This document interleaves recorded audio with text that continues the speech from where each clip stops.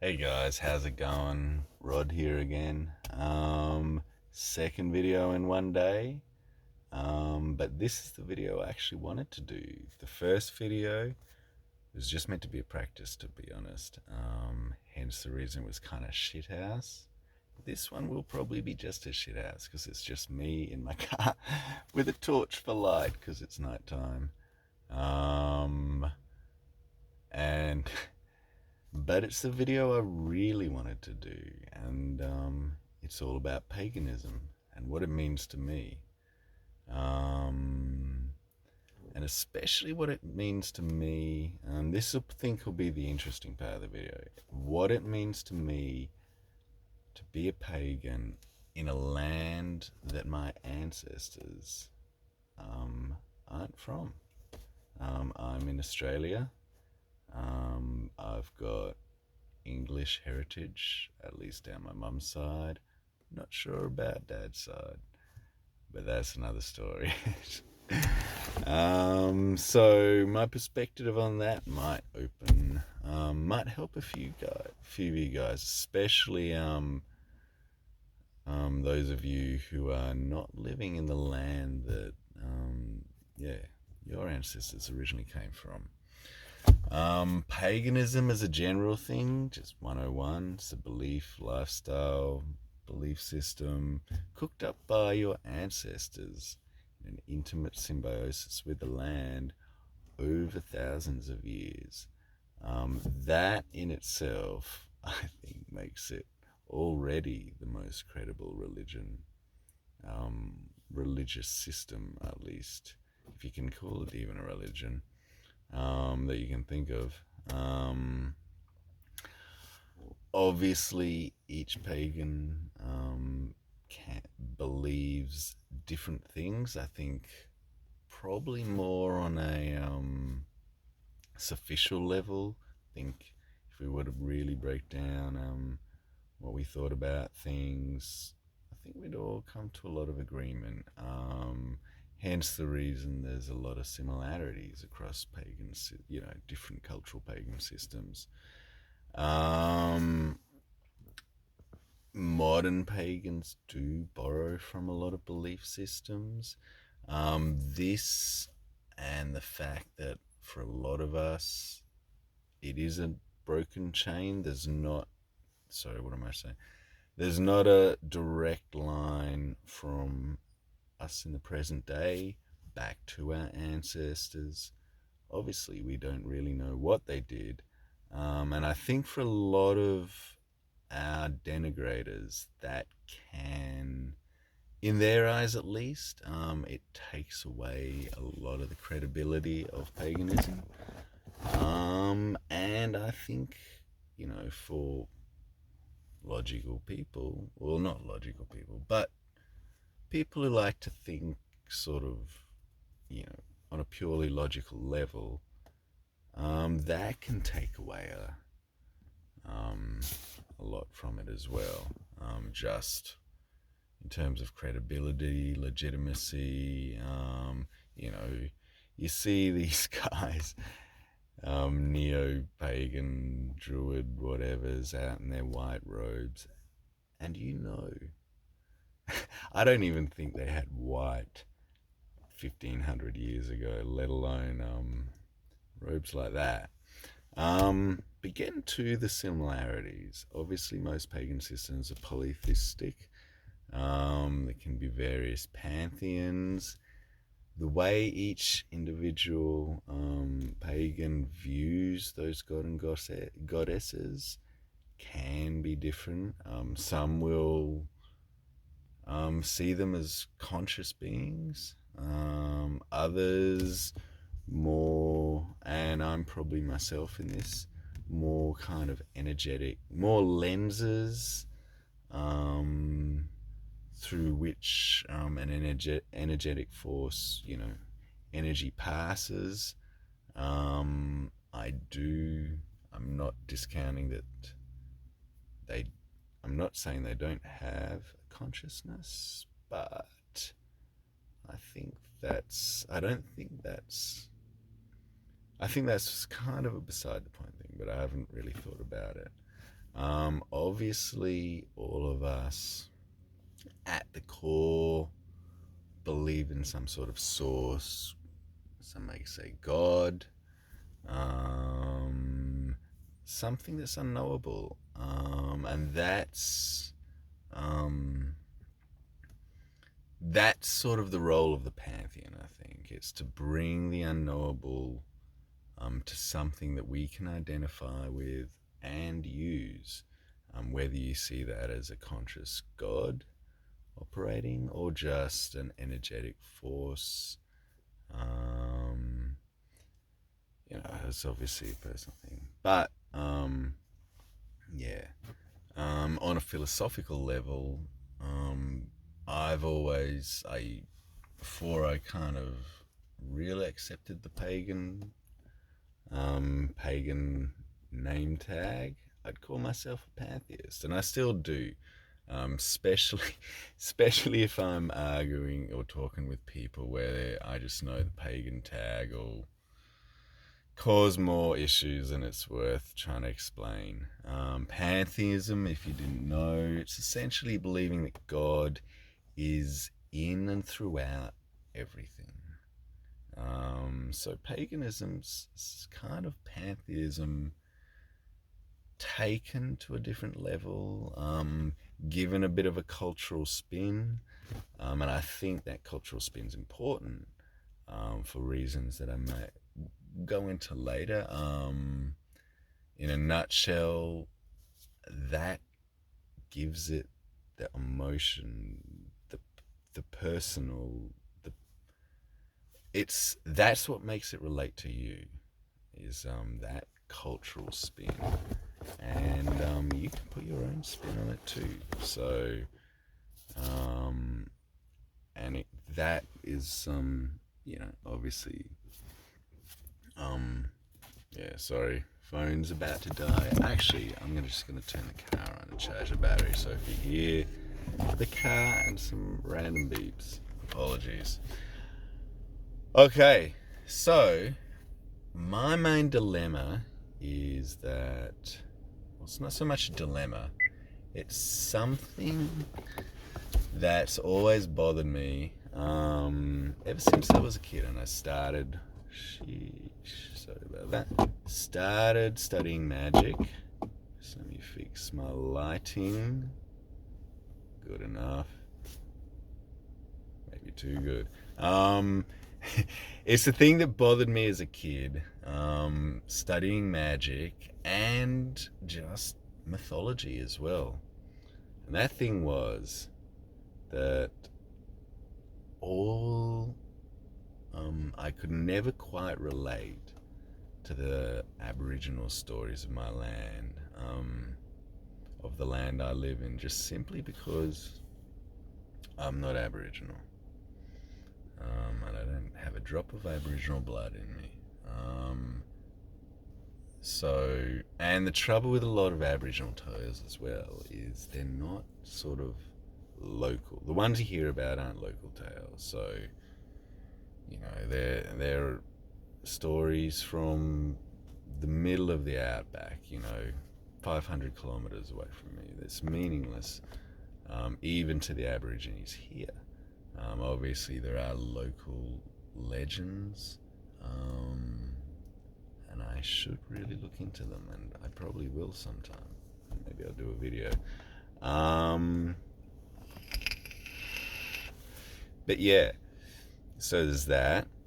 Being a white guy, not so much a white guy, just being not in the land of my ancestors, and all of you guys in the UK, and even to a certain degree in the US, because you've been there a lot longer than we have in Australia.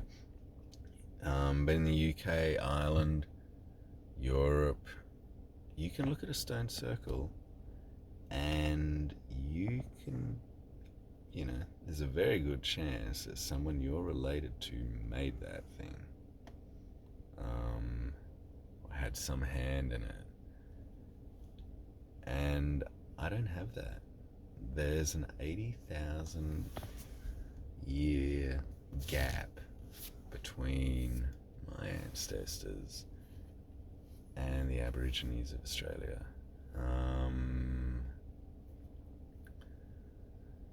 And also when it came to magical workings, what do you think the main problem for a guy, you know, especially looking at folk magic, even ritual magic, for a guy that lives in the southern hemisphere? Everything's backwards. The sun goes anti-clockwise. Christmas is hot.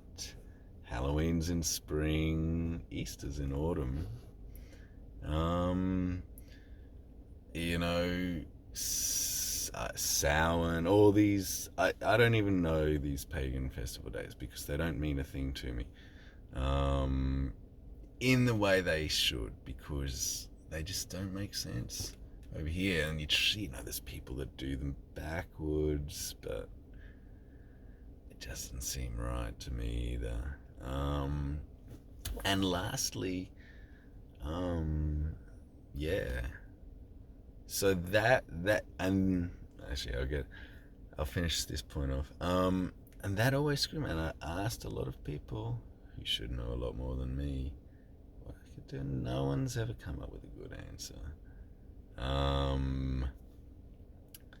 And lastly, I do think there is a blood DNA sort of memory of the land, because I've been to the UK 3 times, and 2 of those 3 times I had spent quite a long time out in the country, and it really did feel like I'd come home.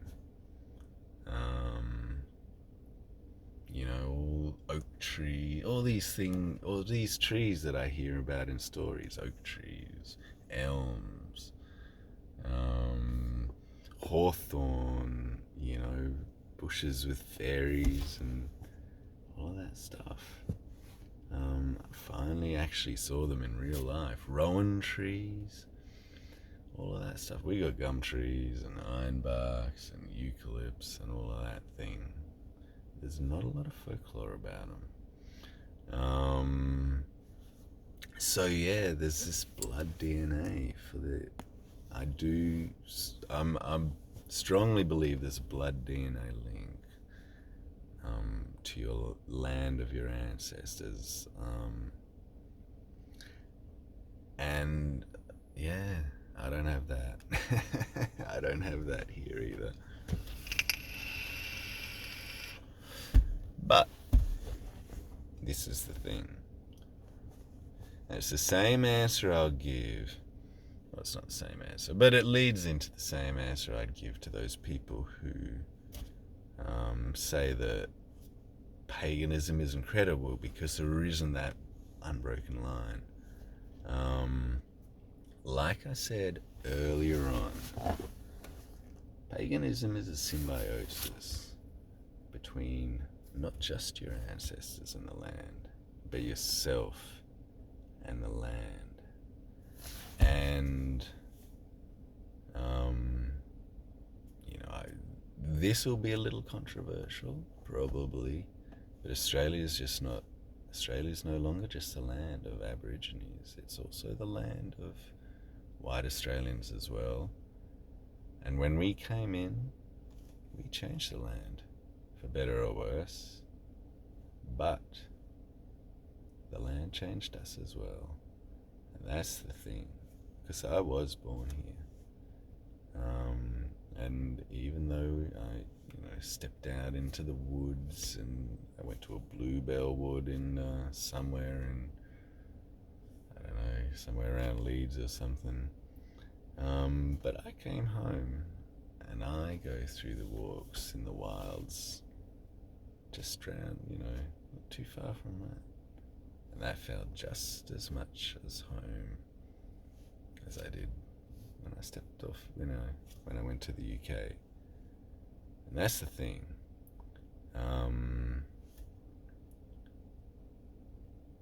I've grown up here, I'm Australian now. This is as much my land as anybody else's that is here.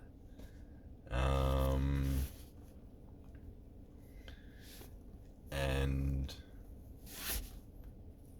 you know, with paganism, this is my answer to those who say we don't have credibility, especially because we don't quite know what used to happen back in pagan times.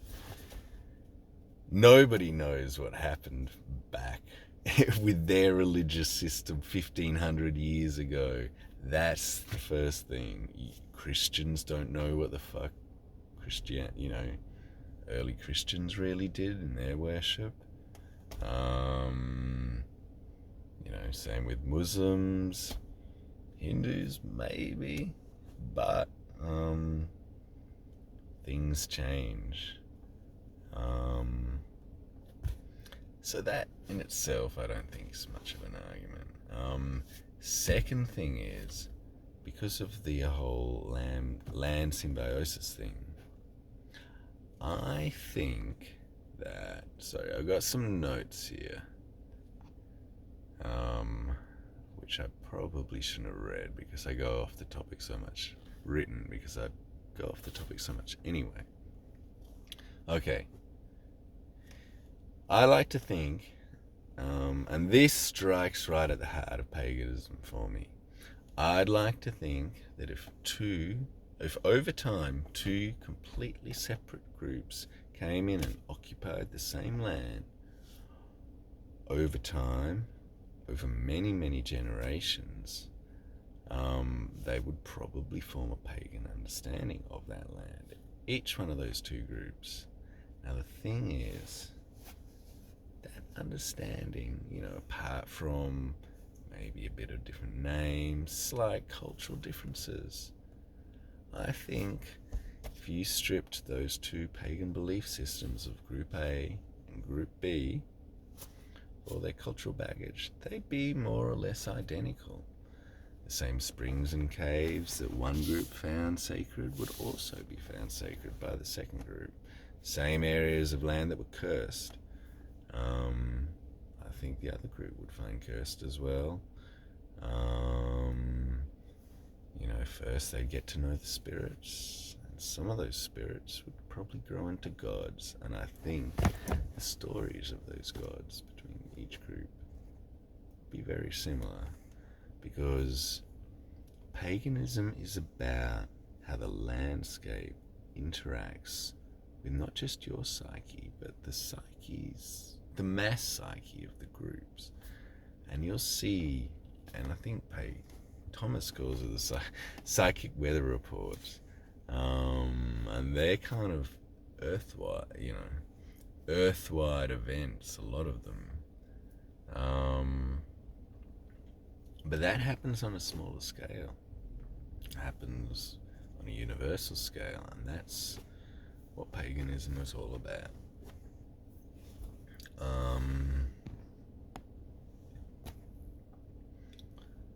For the land changes the person as much as the person changes the land. That's essentially it. That's the main lesson of this video.